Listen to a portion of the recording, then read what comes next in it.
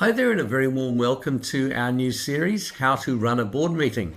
I'm Sean McDonald from BoardPro, and it's great to have you with us. In this episode, we are diving into a topic that often gets overlooked, but it's absolutely critical to good governance. That is effective board minutes.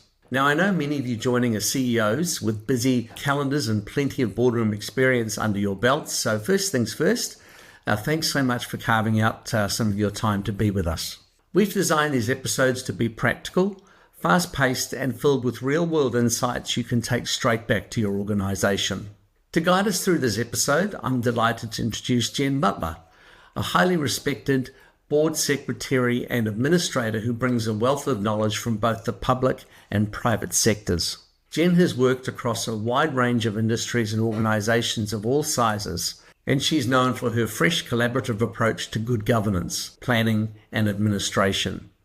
In this episode, Jen will unpack what really makes board minutes effective, not just as a record, but as a strategic tool that supports clarity, accountability, and momentum between meetings.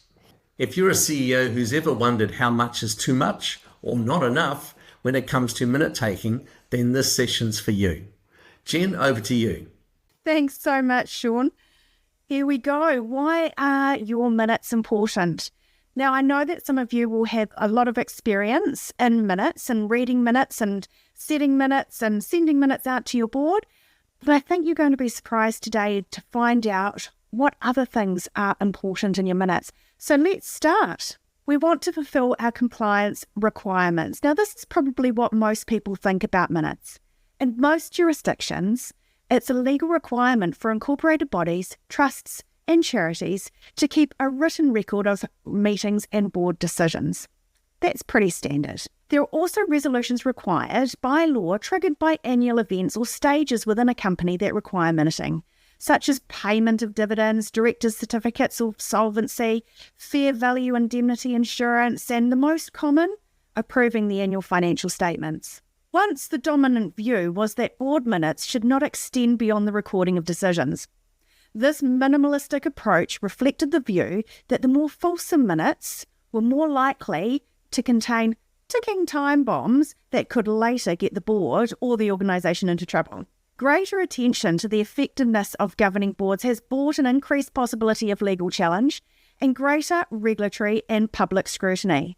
With careful consideration, you'll learn today that more fulsome minutes demonstrating the decision-making process could actually get you out of a pickle rather than putting you into a bind. Board decisions, or lack thereof, can become the subject of not only legal review, but also wider inquiry. And remembering that in most countries, there's a legal requirement for you to keep minutes for a set period of time, and that differs from country to country.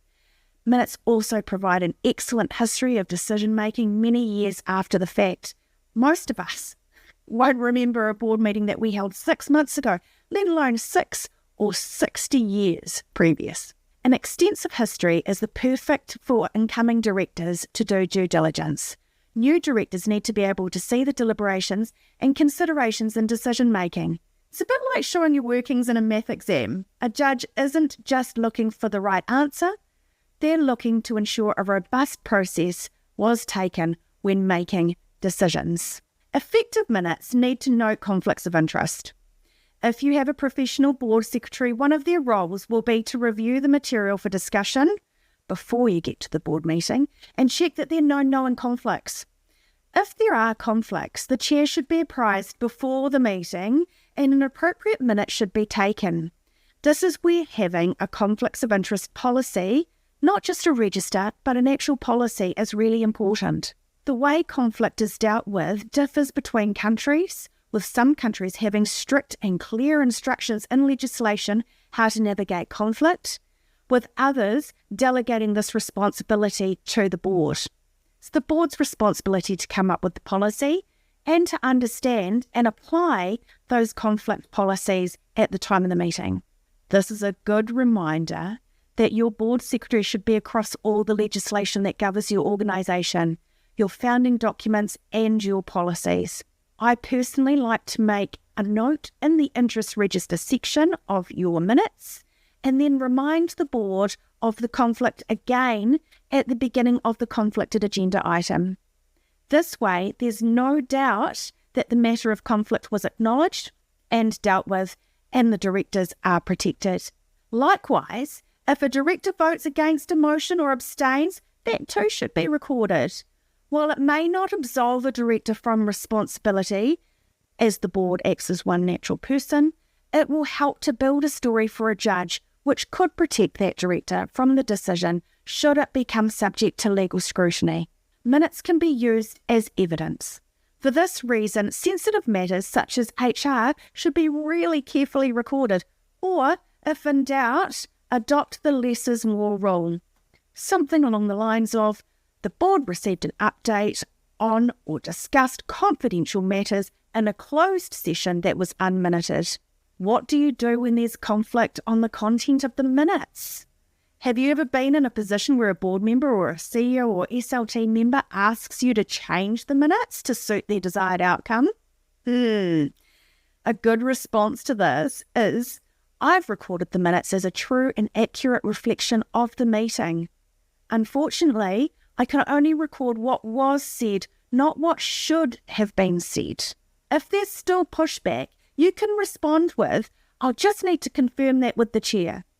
Ultimately, the chair confirms the minutes for distribution, so it's their responsibility to allow or not allow the changes. BoardPro's automated action list is a godsend for board secretaries and administrators. For those of us who remember the bad old days of having to contact every board member when their actions are due to remind them, then follow up manually all the time, this is an absolute game changer. Those of us in this role know how difficult it can be to not interrupt the flow of a meeting to get timeframes or clarify who's responsible. But don't be afraid to speak up and get the information agreed at the time. It's usually the best time to do this. It's always good to check with your chair how they want to deal with this though. My preference is at the time. However, your chair may ask you to make a note and come back to them at the end of the meeting to get those names and deadlines so that your minutes can reflect a true and accurate depiction of the board's expectations when it comes to action items. When sending the draft minutes to the chair for approval before distribution, it may pay to ask the chair to double check any action deadlines that weren't discussed or it may have come out as you're reviewing the minutes. I also like to add in my agendas upcoming work plan items.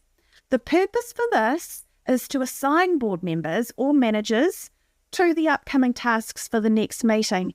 It just means that we're better prepared and prior planning prevents poor performance. Decisions recorded in minutes can help with the annual strategy and planning days. Did we apply our values to the decisions we made last year? Did we make decisions that promoted the strategy we agreed to? Are the topics we discussed at our meetings helping us to progress the strategy? Was there anything missing? Are the topics we discussed helping us to predict this strategy? Including a meeting evaluation round table as an agenda item can help provide valuable feedback for future meetings. It's important for a company adding a new director to be professional, to show that it makes informed discussion and decisions, and also show the culture of the board through its minutes. This is another lens that the minutes should be viewed through. Another lens to be thinking about is that of a potential acquirer. As I said earlier on, the document organisational evolution is fascinating. Have you ever picked up one of your old minute meeting books, you know, the old handwritten ones, perhaps if your organisation has that history, and had a look? The flavour of the day, the politics of the day, the style of the day is all laid out in those minutes. And it's fascinating to be able to go back and look at history. So when you're writing your minutes today, think about somebody 100 years in the future who's going to be looking at those minutes and what they are going to glean from reading them. Right, now we're getting into the nitty-gritty of this episode, so buckle up and hold on to your seat. We're about to take off. This slide, who should take the minutes? Well, let me start by saying who should not take the minutes. board members shouldn't be taking minutes. It makes it really difficult to fully participate and add their skill and expertise, which is what they are being paid for, if they have to try and record minutes. If you've ever been in this position, you know how difficult it is to try and take minutes, process what's being said, and add value. The likely outcome of this scenario is half participation and half decent minutes, unfortunately. Who should not take the minutes? The CEO should not be taking the minutes. It's the board's role to hold the CEO accountable. Therefore, it is entirely inappropriate for the CEO to be taking the board's minutes. Now, what's the difference between a board secretary and a minute taker? There are a couple of different types of board secretary, and it's important to know the difference. So first of all, you've got your minute taker. A minute taker literally comes into the room, sits down and records everything, pulls it into a minute structure and sends it off to the chair to review.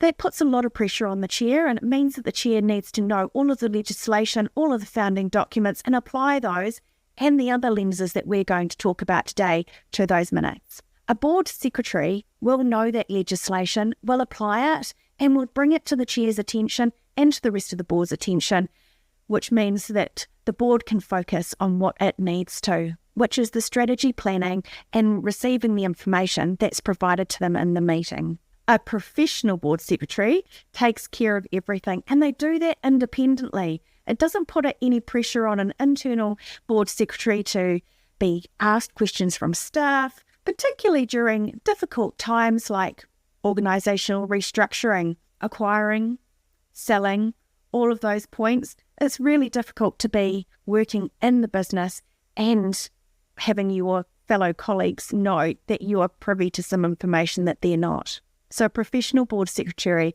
can take all of that, provide an independent lens over that. Top tips for using a professional board secretary: knowing the company constitution, the requirements for a quorum and passing of resolutions, knowledge of the compliance, and the use of the annual work plan are examples. Now, deciding what goes into the minutes is super hard. So if you've ever had this problem, don't beat yourself up. Even as a professional board secretary, it is hard. But with about 20 odd years experience behind me, I've got this a little bit down pat. So here's my top tips. You need to ask yourself, does this add value? Does it really need to be there?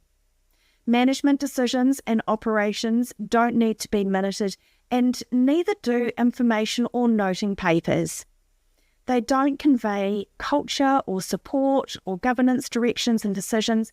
Only a short, maybe the board received an update from the CEO on XYZ is needed. Now here's the T, the goal to make your minutes really professional. Use titles and not names. And use the board as the board of directors acts as one natural person rather than calling people out by name. If there's dissent or one board member asks if they'd like to have their dissent noted, definitely do that, but keep it at a governance level. Be objective and factual. There's no place for emotion in board meeting minutes. Review your notes for a professional, passive tone, removing emphasis words and universal qualifiers like really, never, always, constantly, greatly. You get the idea. What should not be in the minutes? Don't record personal attacks. Remember, could be a potential acquirer reading your minutes. You certainly don't want to have that in there. And maybe 10, 20 years down the track, we don't need to be reading bickering in board minutes. Avoid personal opinions. This one is really difficult. As I said before, we're acting as the board.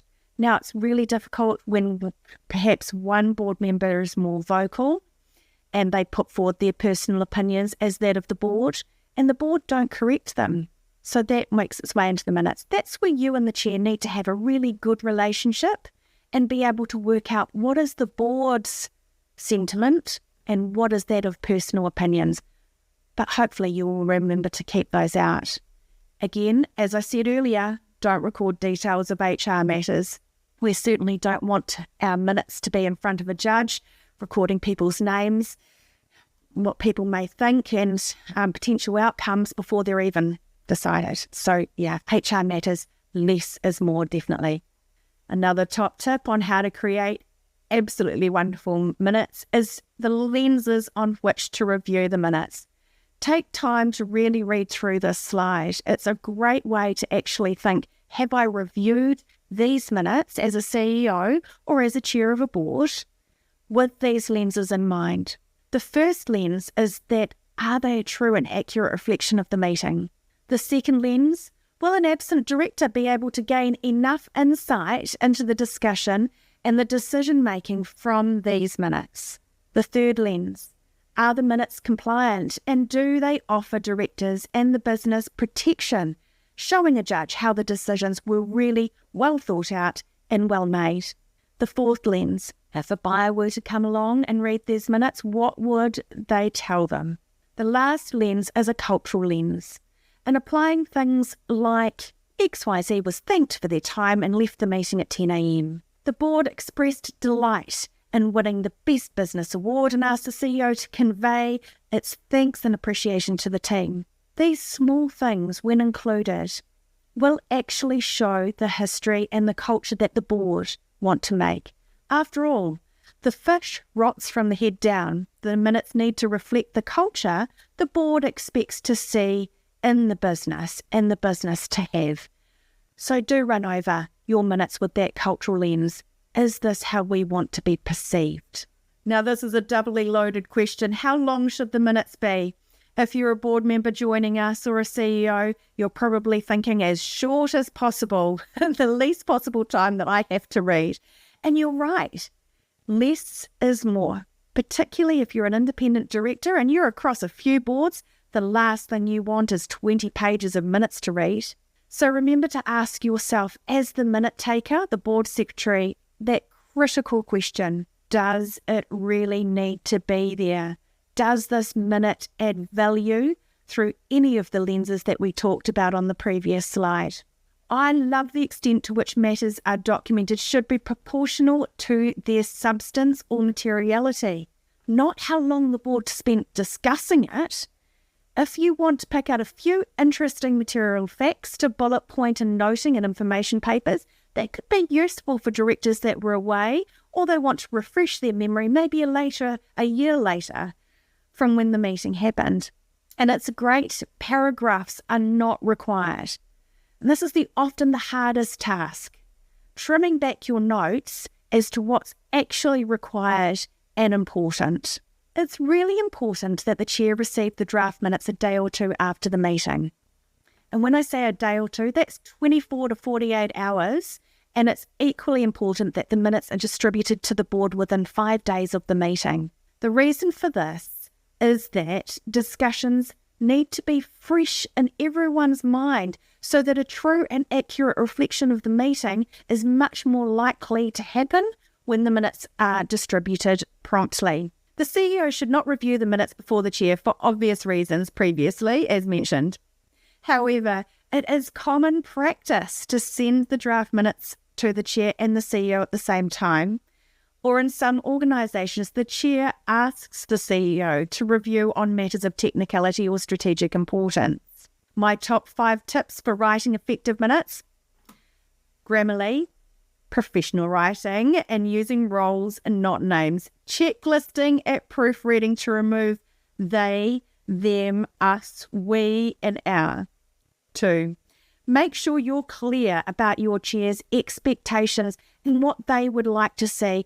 Check in regularly that you are meeting those expectations.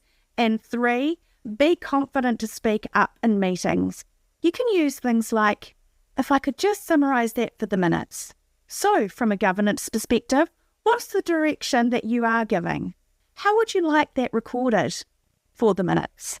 Number 4, my top tips. Read the minutes through with those different lenses. And when you're reading, ask yourself again, does this really need to be there? Does it show diligence in decision making or connection to the strategy? Or could I take that right out?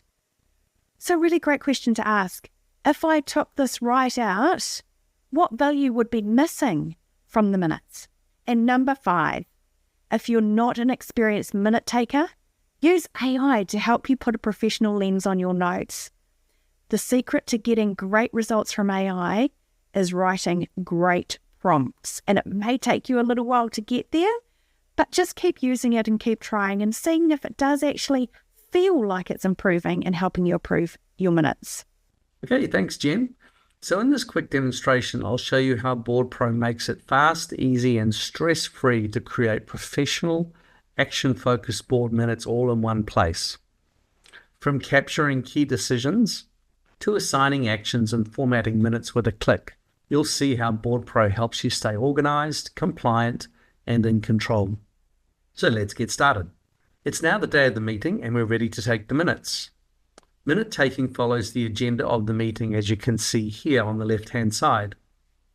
The agenda items that will be discussed during the meeting are on the left, as you can see, and then on the right, we can record the minutes for that particular agenda item.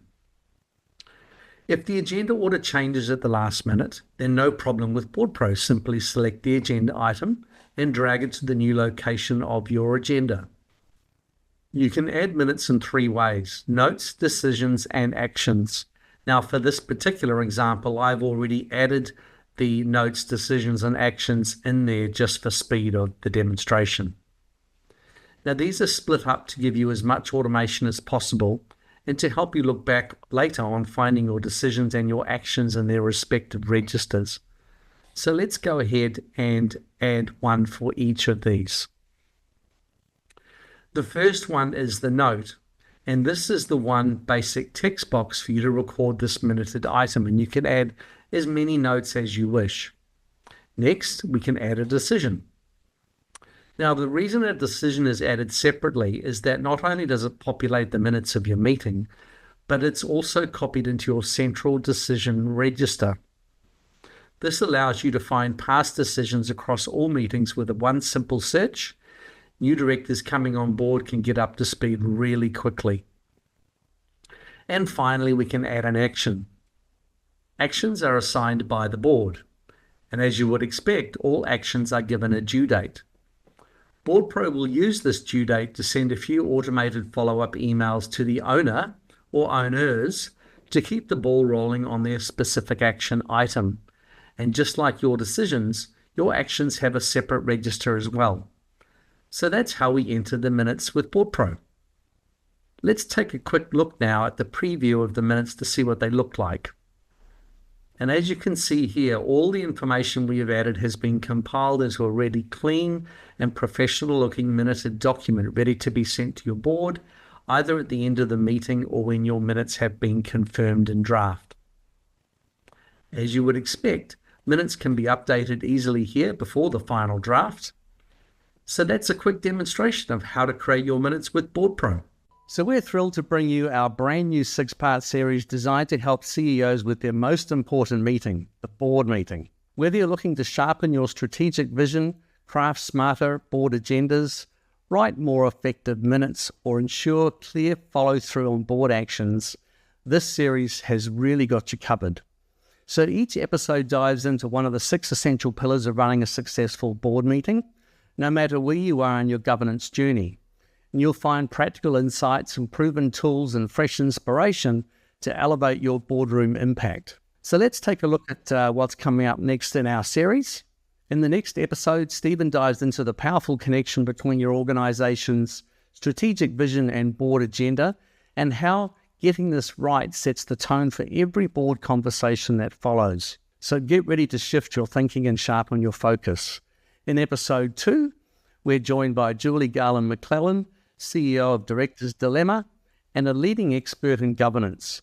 Julie will take us into the world of board papers, and not just any papers, but the kind that inspire, inform, and ignite action. And if you've ever wondered how to lift the quality and impact of your board materials, this is a session not to miss. Then in episode 3, we'll hear from Danica McLean, Managing Director of Board Administration Services, and one of New Zealand's leading outsourced board administrators. Danica will walk us through a how to build, organize, deliver a board pack that doesn't just tick the boxes, but sets your board up for success. And she'll show you how to simplify the process while increasing your professionalism and confidence. In episode 4, we'll hear from Fiona McKenzie, founder and managing director of Resolving Matters. Fiona will dive into one of the most critical success factors of any board meeting, director engagement. Because let's face it, without it, the boardroom stalls, and with it, you unlock real momentum. Fiona will show you how to create meetings where every director is switched on, contributing and driving huge value. In episode 6, we'll hear from Giselle McLaughlin, who will dive into the critical and often under-prioritized area of executive management accountability and follow-up. It's one thing to make decisions in the boardroom, but it's quite another to ensure that those decisions are followed through with clarity, ownership, and measurable outcomes. Giselle will walk us through practical strategies to help close the loop on board actions, track progress effectively, and build a culture of accountability that drives real results between meetings. And if you've ever felt like board decisions vanish into the black hole after the meeting ends, this particular session is a must. So we've packed these 6 episodes into practical insights and expert know-how and tools you can apply right away. As CEOs, you don't just attend board meetings, you lead them. And these episodes will help you do exactly that, with more clarity, confidence, and impact. So thanks for joining us for this insightful episode with Jen Butler on creating effective board minutes. We hope you're leaving with greater clarity, confidence, and a renewed understanding of how well-crafted minutes can drive accountability, reduce risk, and strengthen the overall impact of your board meetings. Minutes are more than just record keeping, as Jen outlined. They're a leadership tool.